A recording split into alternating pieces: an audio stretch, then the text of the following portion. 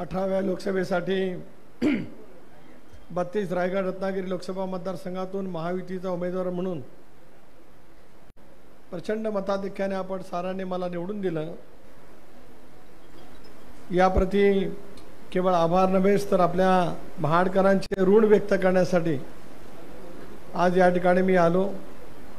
नुकताच ज्यांनी या ऋण निर्देश सभेला संबोधित केलं ते महाड पोलादपूर माणगावचे लोकप्रिय आमदार, शिवसेनेचे राज्याचे नेते आणि माझ्या या निवडणुकीमध्ये अत्यंत प्रचंड पद्धतीची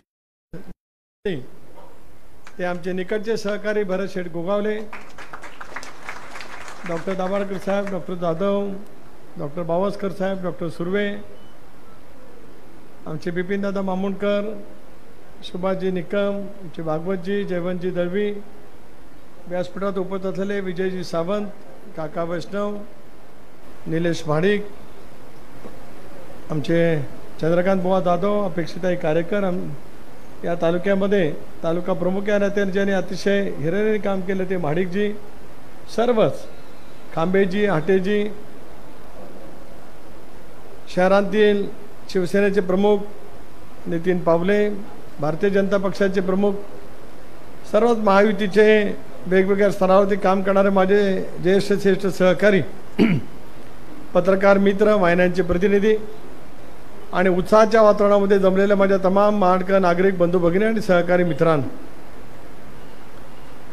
अत्यंत संक्रमणाच्या निवडणुकीला हा देश 18व्या लोकसभेसाठी सामोरं गेला। मी स्वतः 14, 19 आणि ही तिसरी लोकसभेची निवडणूक लढवली, पण डॉक्टर साहेब माझ्या आयुष्यामध्ये मी 77 सालापासून लोकसभेच्या निवडणुका पाहिल्या। ज्या कालावधीमध्ये दादासाहेब सावंत उभे राहिलेले होते आणि आणीबाणीच्या नंतरची ती निवडणूक होती ती असेल, 80ची बॅरिस्टर ए टी पाटील साहेब निवडून आलेली ती निवडणूक असेल, 84 तर बॅरिस्टर अंतुले साहेबांच्या निवडणुकीमध्ये मी झोकून दिलं होतं, 89 असेल, 91 असेल, 96 असेल, 98 असेल, 99 असेल, 4, 9, 14, 19 आणि 24 राजकीय जीवनामध्ये पाहिलेल्या निवडणुकीच्या मध्ये ही एक वेगळीच अशी निवडणूक यावेळेला अनुभवायला मिळाली। लोकसभेच्या निवडणुकीच्या निमित्ताने अनेक वेळेला आंतरराष्ट्रीय प्रश्नांची चर्चा करावी लागत असते। देशाचं परराष्ट्र धोरण नेमकं काय असावं याच्याबद्दलची भूमिका वेगवेगळ्या राजकीय पक्षांनी मांडणं अत्यंत आवश्यक ठरू शकतं। अंतर्गत सुरक्षा असेल, बेरोजगारीचे प्रश्न असतील, या साऱ्या काही प्रश्नांची उकल या माध्यमातून होईल अशापैकी एक भावना प्रत्येकाच्या मनामध्ये असते। पण सुरुवातीपासूनच एक गोष्ट वारंवार त्या ठिकाणी केली गेली की देशामध्ये संविधान हे बदललं जाणार आहे। डॉक्टर बाबासाहेब आंबेडकरांनी या देशाला संविधान दिलं। 26 जानेवारी 1950 रोजी आपण देशाने प्रजासत्ताक म्हणून घोषित केलं, रिपब्लिक ऑफ इंडिया। जगाच्या पाठीवरती मोजकीच राष्ट्र प्रजासत्ताक राष्ट्र आहेत, त्याच्यात तुमचा आणि माझा भारत देश डॉक्टर बाबासाहेब आंबेडकर आणि त्यांच्या घटना समितीच्या सर्व सदस्यांनी त्याला प्रजासत्ताक म्हणून घोषित करण्यामध्ये आपल्याला यश मिळालं। परंतु या निवडणुकीमध्ये संविधानाचा मुद्दा इतक्या खोलवरपणाने रुजवला गेला। दस्तूर खुद्द पंतप्रधान महोदयांनी अनेक वेळा सांगितलं, अमितभाईंनी सांगितलं, मुख्यमंत्री एकनाथरावांनी सांगितलं, देवेंद्रजींनी सांगितलं, अजितदादांनी सांगितलं, मी माझ्या भाषणामध्ये अनेक ठिकाणी बोलत आलो, बरेच वेळा मी बोलत आलो, चंद्र सूर्य तारे असेपर्यंत या देशातील घटना बदलली जाणार नाही। पण जे नॅरेटिव्ह सेट केलं गेलं त्याच्यामुळे आमचा एक आंबेडकरी चळवळ, आदिवासी बांधव हे पूर्णपणाने महायुतीच्या पासून बाजूला गेले। आपल्या राज्यामध्ये नव्हेच, आपल्या लोकसभा मतदारसंघामध्ये नव्हेच तर संबंध देशभरामध्ये तशापैकी एक वातावरण निर्माण झालेलं चित्र आपल्याला पाहायला मिळालं, ज्याचा उल्लेख भरत शेट्टी या ठिकाणी अत्यंत पोटतिडकीने केला, त्राग्याने केला नाही तर पोटतिडकीने केला। वर्षानुवर्ष आयुष्यभराची साथ करणाऱ्या आमच्या मुस्लिम समाजामध्ये सुद्धा एक तऱ्हेचं वातावरण निर्माण करण्याचा प्रयत्न देशपातळीवरती झाला। खरं तर मला आश्चर्य वाटतं भरत शेठ, त्यावेळेला तुम्ही पण मी आपण सोबतच होतो। मोरब्याला राष्ट्रीय नेते आदरणीय पवार साहेबांची एक सभा झाली, त्या ठिकाणी त्याला पवार साहेब उपस्थित होते, पण जितेंद्र आव्हाड, सुषमा अंधारे, शेतकरी कामगार पक्षाचे अखिल भारतीय नेते भाई जयंत पाटील या सगळ्यांची भाषणं त्या ठिकाणी झाली आणि ती भाषणं त्या ठिकाणी झाली त्याच्यामध्येच कर्नाटकाला ज्या पद्धतीने झालं त्या पद्धतीने महाराष्ट्रामध्ये व्हावं महाराष्ट्रामध्ये नाही झालं तर रायगडमध्ये तरी करावं. मशिदीतून ऐलान करत कर्नाटकामध्ये जसं आपण पराभव केला तसं इथे केला जावा अशा पद्धतीची वक्तव्य दुर्दैवाने त्या ठिकाणी केली गेली. आपण राजकीय जीवनामध्ये माझ्या 40 वर्ष पूर्ण झाली. तुमच्याही राजकीय जीवनामध्ये आज बराचसा कालखंड तुम्ही त्या ठिकाणी केलात. आपापल्या परिसरातला सामाजिक सलोखा उत्तम राहिला पाहिजे. भाईचाराचं नातं आम्ही टिकून धरलं पाहिजे. ईदीला शुभेच्छा द्यायला गेलं पाहिजे आणि दिवाळीला शुभेच्छा देण्यासाठी आमचा मुस्लिम बांधव आमच्याकडे आला पाहिजे. जय भीमचा नारा देत आम्ही खांबे साहेबांच्या जवळ सुद्धा चर्चा केली गेली पाहिजे. या विचारधारातून सारं आयुष्य आपण सर्वांनी मिळून त्या ठिकाणी समर्पित करण्याच्या भावनेतून प्रयत्न केला. दुर्दैवाने देशपातळीवरती राज्यपातळीवरती ज्या पद्धतीने अपप्रचार करत एक नॅरेटिव्ह सेट करण्याचा प्रयत्न झाला त्याचाही परिणाम देशाच्या आणि राज्याच्या राजकारणावरती दूरगामी पद्धतीत झाला. लोकशाही आहे. डॉक्टर बाबासाहेब आंबेडकरांनी संविधान दिलं. लोकशाहीच्या माध्यमातून जनतेला आपापला मतप्रतिनिधित्व निवडून देण्याचा अधिकार त्या ठिकाणी असतो. पण अशा वेळेला अपप्रचार खूप मोठ्या प्रमाणावरती जर काय झाला तर त्याचे परिणाम पुढच्या कालावधीमध्ये सुद्धा त्या ठिकाणी राहू शकतात. पण आपला देश, आपली राज्य, आपली जनता सुविधा आहे. एखाद्या निवडणुकीमध्ये एखादं परिमाण येऊन जातं. मी अनेक वेळेला अनेक निवडणुका लढवत आलो. लोकसभेच्या निवडणुकीचं परिमाण कधी विधानसभेला राहतं असं नाही. विधानसभेमध्ये जे घडतं ते अनेक वेळेला महानगरपालिका जिल्हा परिषदेमध्ये राहतच असं नाही. अशा वेळेला जे काय झालं असेल ते विसरून जात उद्याचा नवा इतिहास घडवण्याच्या दृष्टिकोनातून आपल्याला सर्वांना म्हणून जाणीवपूर्वक त्या ठिकाणी काम करायचं. आज मला आवर्जून या गोष्टीचा उल्लेख करायचा आहे. ज्यावेळेला माझी उमेदवारी अधिकृतपणाने घोषित झाली त्याला पहिला प्रथम जर काय कुणी पुढाकार घेतला या मतदारसंघामध्ये तर तो भरत शेठ गोगावले यांनी घेतला हे मला या ठिकाणी सांगा. मुख्यमंत्र्यांकडे ज्यावेळेला बैठक झाली पहिली शिवसेनेची बैठक झाली बिपिन दादा त्याला भरत शेठ होते, योगेश कदम होते, महेंद्र दळवी होते, महेंद्र थोरवे होते, शिवसेनेचे सगळे प्रमुख नेते मंडळी होती. मुख्यमंत्र्यांनी त्या ठिकाणी सांगितलं. पण आमच्या त्या बैठकीची सुरुवात करत असतानाच भरत शेठनी सुरुवात केली. जे काय झालं असेल ते काल विसरून आम्ही जातो आहोत आणि महायुतीचे उमेदवार म्हणून तटकरे साहेबांच्या पाठीमागे पूर्णपणाची ताकद शिवसेना उभी करेल असा शब्द वर्षा बंगल्यावरती भरत शेठ तुम्ही दिला. दुसऱ्या दिवशी देवेंद्रजींनी बैठक बोलवली. बावनकुळे साहेब होते, रवींद्र चव्हाण साहेब होते, प्रवीणजी दरेकर होते, आमदार रवी शेठ पाटील होते, धैर्यशील दादा पाटील होते, डॉक्टर विनय नातो होते, केदार साठे होते. कदाचित बिपिन दादा तुम्ही पण त्या बैठकीला असाल मला आठवत नाही. आणि त्याही ठिकाणी भारतीय जनता पक्षाने माझी बैठक त्या ठिकाणी झाली आणि एक स्पष्टपणाची भूमिका आपण सर्वांनी मिळून घेतली की देशामध्ये जे काय वातावरण तयार करण्याचा प्रयत्न केला जातो आहे, देशामध्ये आपल्याला इंडियाची सत्ता त्या ठिकाणी आणायची आहे, मोदी साहेबांना तिसऱ्यांदा पंतप्रधान करायचंच आहे. अशा वेळेला माझ्यासारख्या कार्यकर्त्याच्या पाठीमागे उभा राहण्याचा शब्द आपण सर्वांनी मिळून त्या ठिकाणी दिला. त्याचं तंतोतंत पालन बूथ लेवलवरचा कार्यकर्ता असेल, ग्रामपंचायत लेवलचा असेल, तालुका स्तरावरचा असेल, या प्रत्येकाने आपापल्या परीने त्या ठिकाणी निश्चितपणाने केलं. एक वस्तुस्थिती खरी आहे ज्याचा उल्लेख काका वैष्णवांनी केला, नितीन पावलेंनी या ठिकाणी केला की हीच एक अशी निवडणूक झाली की मतमोजणीला आज जाईपर्यंत कोण विजय होणार याची चर्चा जास्ती झाली. कोण विजय होणार याची चर्चा जास्ती झाली त्याच्यापेक्षा मी 100% पराभव होणार आणि गीते नेऊन नेणार याची चर्चा अधिक झाली. मी डॉक्टर साहेब मतमोजणीला आज जात असतो. माझ्या मतमोजणीला मी 85 सालापासून जातो. मी 85ला 40 वर्षापूर्वी विधानसभेची निवडणूक लढवली. त्यावेळेपासून मतमोजणीला जात असतो. माझ्या घराकडून 6:15 मी निघालो कारण 8 वाजता मतमोजणी सुरू होणार होती. मुंबईचे काही पत्रकार मित्र आहेत त्यांनी मला फोन केला, सुनीलजी कुठं चाललात? तर मी म्हटलं मतमोजणीला चाललो आहे. कशासाठी जाता? म्हटलं मतमोजणीला तर जाणार आणि येणार मी निवडून. नाही म्हणाले, तुम्ही जाताना आता हसत जाताय पण येताना तुम्हाला मान खाली घेऊन यावंच लागेल. आमचा सल्ला आहे की तुम्ही मतमोजणीला न गेलेलं बरं. जे तुमचा सल्ला असेल नसेल तुम्ही पुढं कधीतरी मानेन, पण मतमोजणीला मात्र आज आहे. आणि मतमोजणीची पहिली फेरी आली. मतमोजणीची पहिली फेरी पेण, अलिबाग, श्रीवर्धन आणि महाड या 4ही विधानसभा मतदारसंघाने पहिल्या 1, 2, 3, 4, 5 फेरीमध्ये जेवणजी अतिशय उत्तम पैकीचं मताधिक्य दिलं आणि विजयाचा एक मुहूर्तमोड निवडला गेला. एक ट्रेंड लक्षामध्ये आला जरूर ज्याचा उल्लेख तुम्ही या ठिकाणी भरत शेठ केलात. 2019 सालामध्ये ज्या ठिकाणी भरभक्कम पद्धतीची साथ मला मिळाली होती ते मतदान केंद्र मात्र विरोधामध्ये होते.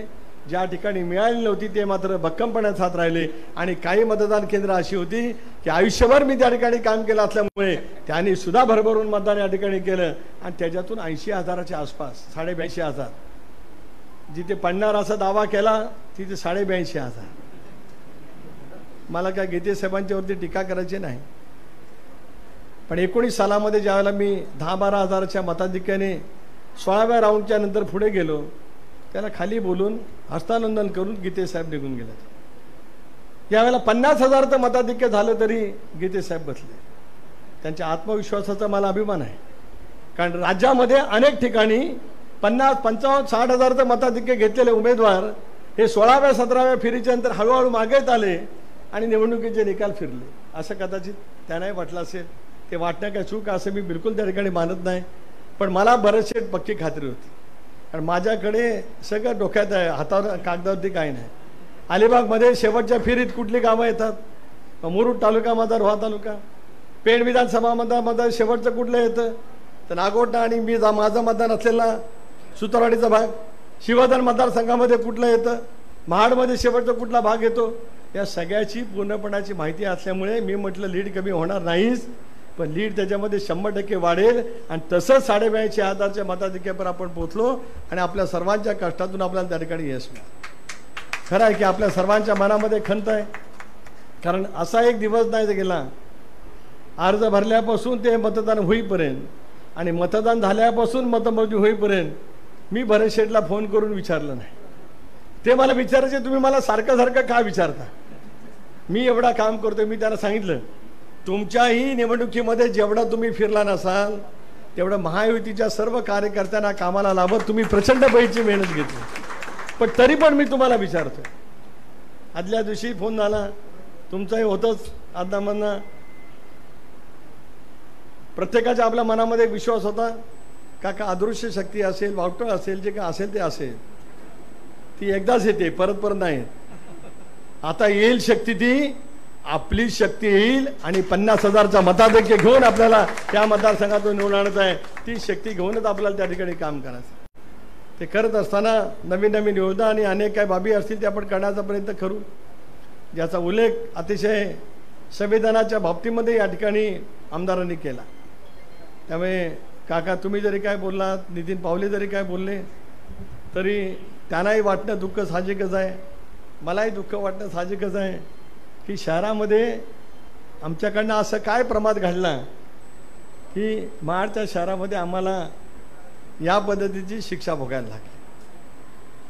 2022च्या पुरामध्ये गीते म्हणाले की मी गाडीत बसलो होतो, पण गीते विसरले. मी 6:30 वाजता बाजारपेठेत आलतो, सकाळी 6:30 वाजता. मी दिवसभर बाजारपेठेत होतो सकाळपासून. त्यामुळे संध्याकाळच्या वेळेला गाडीत बसलो असेल.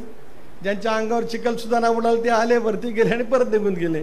मी तर परत महिनाभर होतो. हे तर ठाण माणूस होते, अनिकेत होता, आदित्य होते, आपण सर्वजण. पुरापुरता सीमित नाही, परत महाडकरांना पूर सहन करायला लागू नये याच्यासाठी जे काय करायचं होतं ते आम्ही दोघांनी संयुक्तपणाने केलं आणि त्याचा परिणाम गेल्या वर्षी पुराच्या पासून महाड शहरामध्ये संरक्षण होण्यामध्ये का होईना आपण यशस्वी झालो.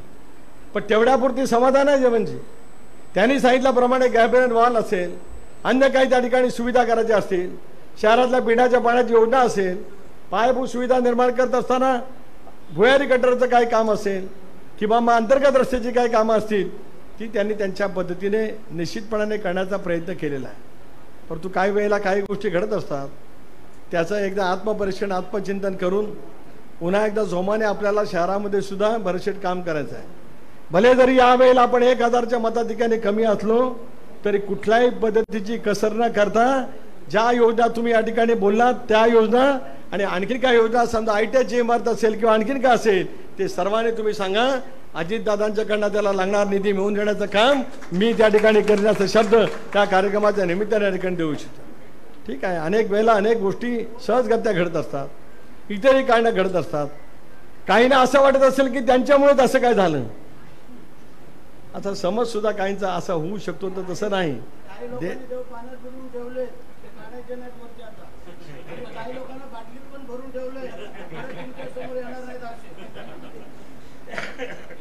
मी तुम्हाला तेव्हा पण शब्द दिलाय, आताही दिलाय आणि वीरेश्वर महाराजांच्या दहावीर महाराजांच्या साक्षीने देतो. अजिबात त्याच्यात फरक होण्याचं काय कारण नाही. उलट हे 3,500च्या मताधिक्याचं वासपात तुमच्यापेक्षा जास्ती मला काढायचं आहे, एवढंच मला तुम्हाला या ठिकाणी सांगा. पण कोणी काय सांगत असेल त्याचा श्रेय कोण काय घेत असेल तर त्याचं श्रेय कोणी घेऊ नये. हे एक वातावरण जे काय तयार झालं होतं त्या वातावरणाच्या माध्यमातून त्या ठिकाणी ते घडलं गेलेलं आहे. यापेक्षा काय वेगळं महत्त्व त्या साऱ्या गोष्टीला देण्याची आवश्यकता नक्कीच त्या ठिकाणी नाही. निजामपूर भाग असेल, गोरेगाव असेल, लोणेरा असेल, आपला माड तालुका, पोलादपूर तालुका आहे, हा सगळा विकसनशील टप्प्यावरती त्या ठिकाणी आलेला आहे. शिंदे साहेबांच्या नेतृत्वाखाली राज्यामध्ये आपण सत्तेमध्ये आल्याच्या नंतर पुन्हा एकदा विविध विकासाची कामं करण्याच्या दृष्टिकोनातून आपण प्रयत्नाची पराकाष्ठा करतो आहोत.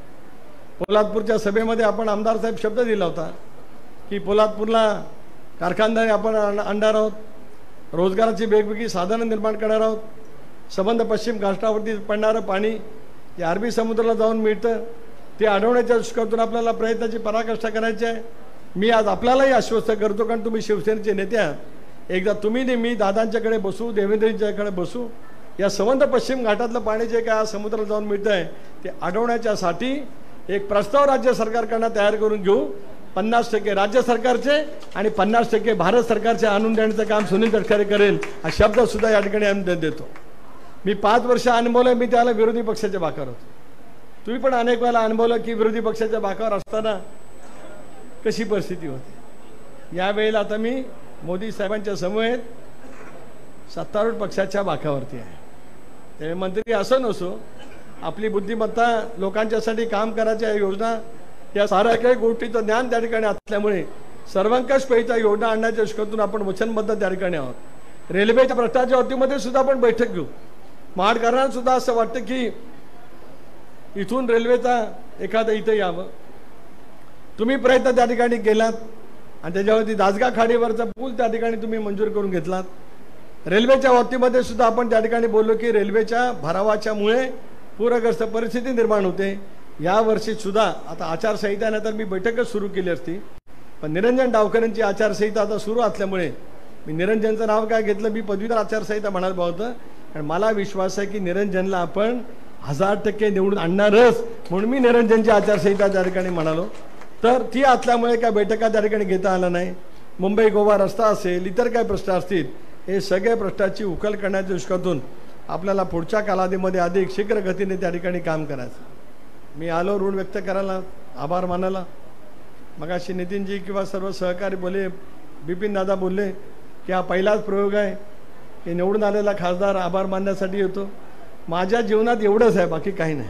मला नाही जात नाही पाहत, बाकी काही नाही. माझं भांडवल काय, माझं भांडवल एकच, लोकसंग्रह, लोकांच्या समवेत जमिनीवरती पाय ठेवून लोकांची सेवा करणं, हे 40 वर्षाचं भांडवल आहे. त्याच्यामुळेच अशक्य प्रयत्नाला निवडणुकीमध्ये त्या ठिकाणी त्यानिमित्ताने यश मिळू शकलं.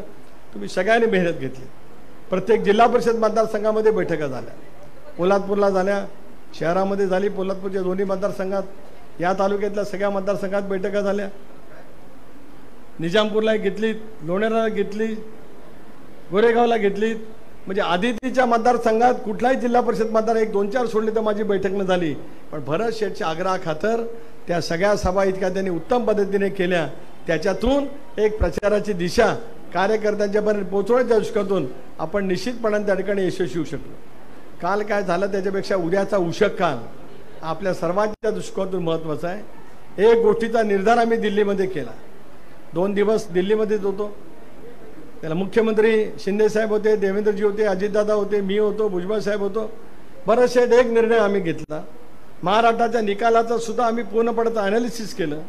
त्याच्यावरती मात कशी करायचा आहे तोही निर्णय त्या ठिकाणी घेतला. पण आगामी निवडणुका महायुती म्हणून लढवायच्या आणि आता जेवढं संख्याबळ आहे तेवढं संख्याबळ घेऊनच पुन्हा विधानसभेमध्ये यायचं, या निर्णयास्पद आम्ही त्या ठिकाणी आलेलो. एक थोडंसं भावनिक आहे म्हणून या ठिकाणी सांगतो. निवडणुकीच्या निकालाच्या दिवशीच भरत शेट्टर बाहेरच होते, कारण आमदारांना आत मतमोजणीला येता येत नाही. 3-3:30 वाजता निवडणुकीचा निकाल स्पष्ट झाला. 80,000च्या आसपास मताधिक्य मिळणार असं नक्की झालं. पण निवडणूक आयोगाचे ऑब्झर्वर असतात, ते असतात, त्याच्यामुळे त्यांची सगळी प्रक्रिया पार पडेपर्यंत ते काही सर्टिफिकेट हातात देत नाही.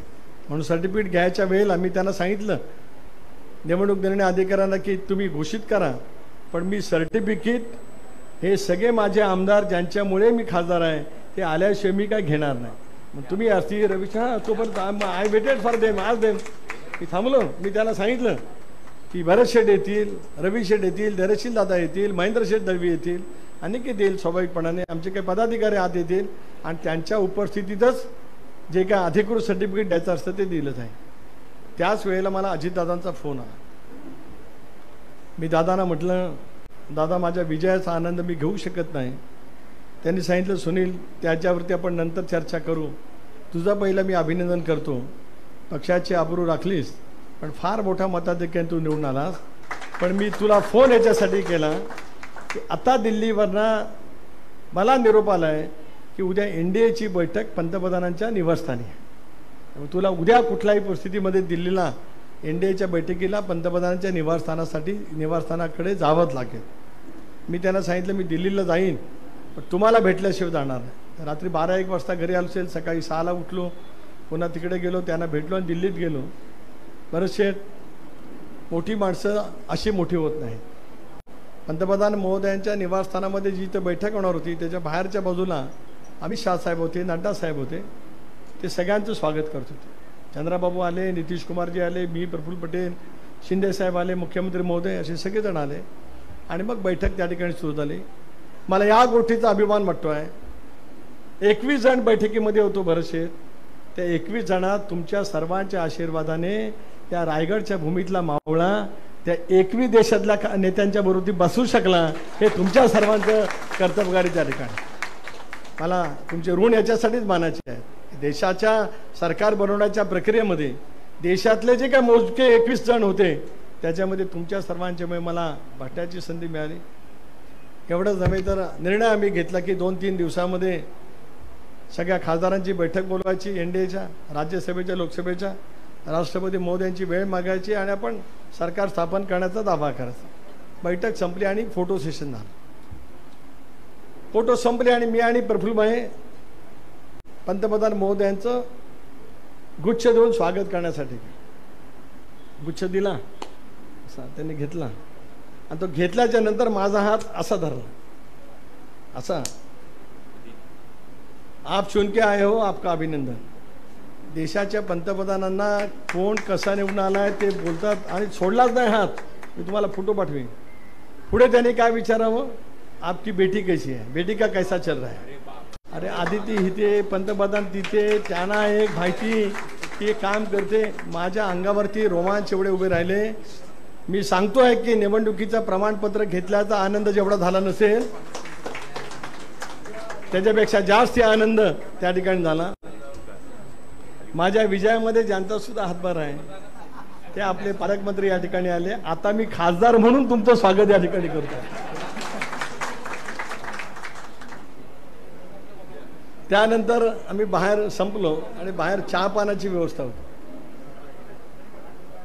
सगळेजण, चंद्राबाबू असतील, नितीश कुमारजी असतील, सगळेजण चहा पान घेत होते. मुख्यमंत्री पण होते.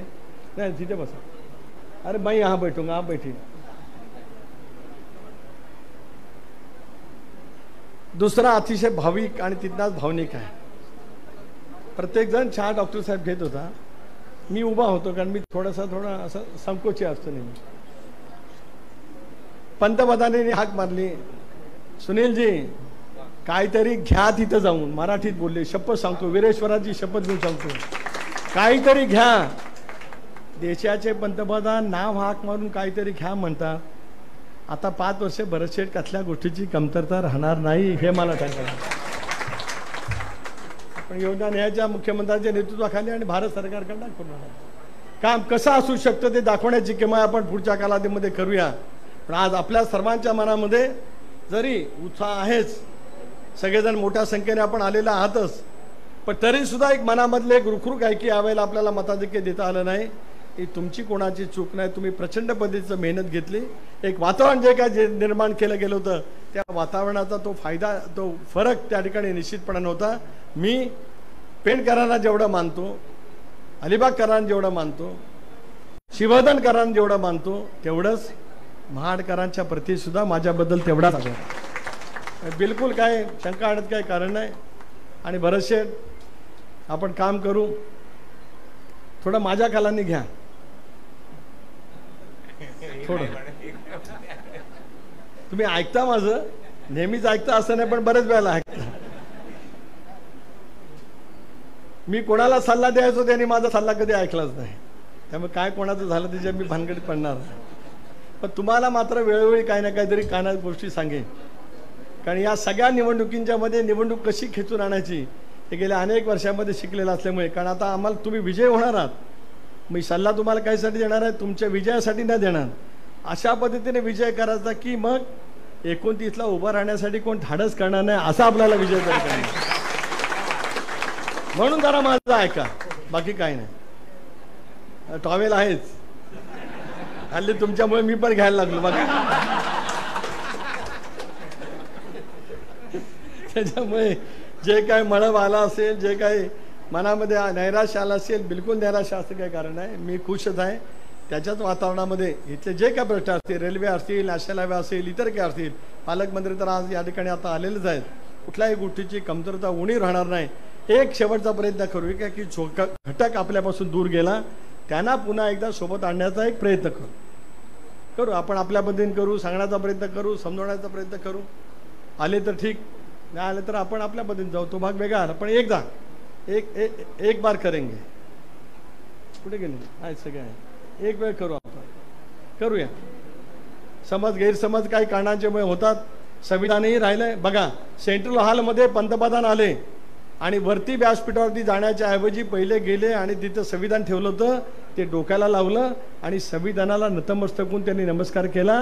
एवढंच नाही उदयजी, तर त्या सेंट्रल हॉलच्या भाषणामध्ये त्यांनी सांगितलं की 2025 हे संविधान वर्ष आहे. 75 वर्ष, 50 साली संविधान आलं, 2025 म्हणजे बरोबर 75 वर्ष पूर्ण होतात. हे संविधान वर्ष जगभरामध्ये साजरा करण्याचं धोरण पंतप्रधानांनी त्या ठिकाणी जाहीर केलं. म्हणजे जो अपप्रचार केला होता तो तद्दन किती खोटा होता हे आपल्याला त्या ठिकाणी त्यानिमित्ताने पाहायला मिळालं. ठीक आहे, त्याच्यातून सुद्धा मार्ग काढण्याच्या दृष्टीतून आपण सगळेजण कणकर या ठिकाणी आहोत. आपल्या सर्वांचे आभार. निरंजनच्या निवडणुकीमध्ये त्याच पद्धतीने आपण काम करूया. बरेचसे दुसरा निर्धार मी केला, ही 4था मतदारसंघ आहे. आपल्या विधानसभेच्या निवडणुका होतील, पण अलिबागच्या शिवतीर्थावरती महायुतीचा झेंडा फडकवल्याशिवाय तुम्हाला मी झोपून देणार नाही. आणि मग नगरपालिका, त्याच्यात महाडची पण आली, शिवर्धनची पण आली, सगळ्या नगरपालिका, या जिल्ह्यातल्या सगळ्या नगरपालिकेच्या वरती पूर्ण ताकदीने, पूर्ण क्षमतेने महायुतीचा झेंडा फडकवण्याचं. कारण ज्या कार्यकर्त्यांनी आज आपल्याला ताकद आणि शक्ती दिली, त्या कार्यकर्त्यांची आयुष्यातले ज्याला निवडणूक येईल त्यावेळेला आपल्या निवडणुकीपेक्षा त्यांच्या पाठीमागे ताकद उभी करण्याचं काम आपण करूया. ते करण्यामध्ये कुठल्याही पद्धतीचे हाही काही त्या ठिकाणी राहणार नाही. जे काय कमी पडेल ते शेजारी सांगू आणि मागू, पण कमी मात्र पडणार नाही, एवढंच या ठिकाणी सांगतो. आपल्या सर्वांचे मनापासून या ठिकाणी आभार मानतो, ऋण या ठिकाणी व्यक्त करतो. शेवटी आपल्या सर्वांच्या सहकार्यातूनच एक अभूतपूर्व असं यश, जे यश मिळणार नाही असा दावा केला गेला होता, ते अभूतपूर्व असं यश आपल्या सर्वांच्या त्या ठिकाणी मिळालं. त्या मतदारांचे आभार मानतो. माझ्या पत्रकार मित्रांचे, छोट्या वाहिन्यांचे सुद्धा मनापासून आभार मानतो की या सगळ्या संक्रमणाच्या कालावधीमध्ये आपली साथ मिळाली, त्याबद्दल त्या पत्रकारांचे आभार मानतो. आपल्या सर्वांचे आभार. आणि आभाराच्या नंतर, कार्यक्रमाच्या नंतर मी थांबणारच आहे. आपल्या सर्वांच्या जे काय मनापासूनच्या शुभेच्छा त्याचा स्वीकार केला जाईल. पण आज पालकमंत्री महोदय या ठिकाणी आले, त्यामुळे 350वा राज्याभिषेक सोहळा आणि इतर काय बाबी